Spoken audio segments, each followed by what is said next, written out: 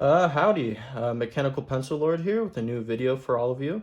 After quite the hiatus, I'm back with a new review of the Zebra M301 stainless steel mechanical pencil. And today I will be talking about the tragic European colonization of Africa as well. With me today is the Zebra M301 0.5 millimeter mechanical pencil. Zebra is a Japanese manufacturer of a variety of different writing instruments and was founded in 1914 in Japan by Tokumatsu Ishikawa. Now, let's open this thing up.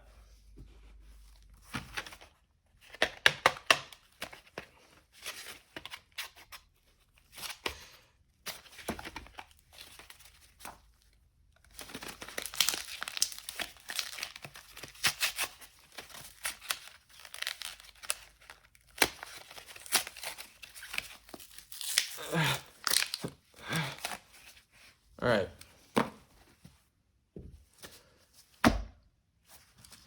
So, as you can see, the Zebra M301 mechanical pencil is a self-proclaimed, I don't know if you can see anymore, stainless steel durable pencil that comes in both 0.5 millimeter and 0.7 millimeter HB lead sizes. I have with me here the 0.5 millimeter style. There's a small capped eraser on the top. Here, I'll take it out and show you guys. Very small eraser, as you can see. And the lead disputing mechanism is also a top clicking based mechanical pencil. There's a small grip here at the top of the shaft here near the writing portion, in which you may grip with your fingies to write to your heart's delight. Now, due to the zebra theme of the pencil, an animal indigenous to the continent of Africa, I thought this would be the perfect time to converse about the tragic and often immoral European colonization of the continent. Now, firstly, I would like to state that the blanket statement of the colonization of Africa can refer to many eras of history, from ancient times to medieval times to now modern history. However, we mostly popularly associate this term with the advent of new imperialism and the scramble for Africa, which took place for the most part between 1884 and 1914, up until a long-winded and gradual decolonization period that occurred during the post-World War II era onward. The big European players of this colonization included Great Britain, France, Germany, Portugal, Spain, and Italy, with a select few other countries which also attempted to get their own piece of the continent, such as the German Empire and the infamous Belgian colonization. These countries varied in ruling styles as well as oppressiveness over the native people. For example, the French, Portuguese, Germans, and Belgians practiced what is known as direct rule, in which a highly centralized administration ruled over the colonized territory and its people, whereas the British ruled by indirect rule, in which the local powers were brought up and encouraged to rule over their people under and for the British Empire. France actually had its own unique strategy too, in which it established two large colonial federations in Africa, known as the French West Africa and the French Equatorial Africa.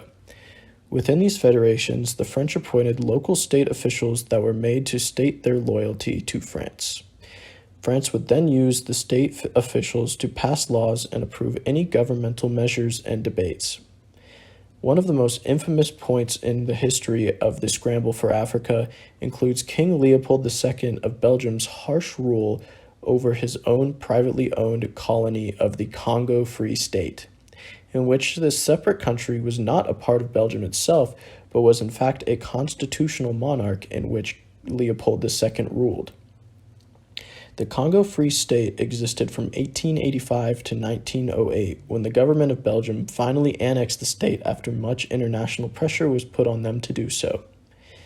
This was mainly as a result of the realization of Leopold II's atrocities done on locals of the area. Many of these atrocities revolved around Leopold's labor policies he enacted, most particularly towards the laborers of the natural rubber collection industry. Death estimates vary widely during this time, but as a result of his harsh rule, as well as disease and famine, the Congolese population during this time is estimated to have declined in a range of 1 million to 15 million deaths. During the time of 1891 to 1906, the European companies that worked within the Congo Free State were allowed nearly free rein on the nation and its people. This resulted in forced labor and abhorrent violence. The most infamous act of violence upon the workers was the removal of the rubber laborers' hands as a means of punishment. Similarly, the failure of these laborers to achieve their rubber collection quotas was punishable by death, and the forces enacting these and other punishments of the workers, the force publique, were required to provide the hand of the worker as proof that they had killed the victim. Several revolutions also arose from the African people as well. Germany specifically had its fair share of revolutions against them by the people within their territories. In 1888, the Germans nearly lost their territory of the German East Africa during the Abushiri Revolt, and similarly witnessed a near-successful revolt of the Maji-Maji Rebellion in 1905. Unfortunately, the Germans, in an attempt to successfully regain control of the region again, committed the Herero and Namakwa genocides the following year. Decolonization of Africa mainly occurred during the post-World War II era.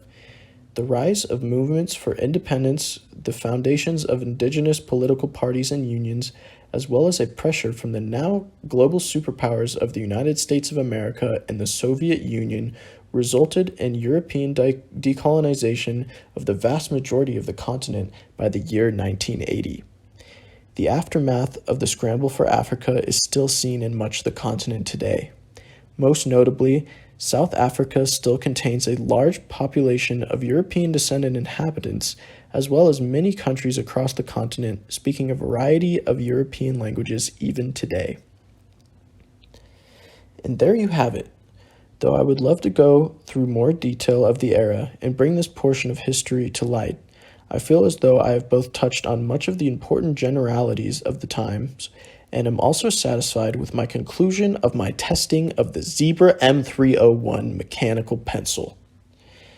Now this pencil writes smooth and has a fairly decent, albeit small, eraser. However, I have written with much smoother and much more satisfying pencils such as many of the Rotring models and even many of the Pentel pencils.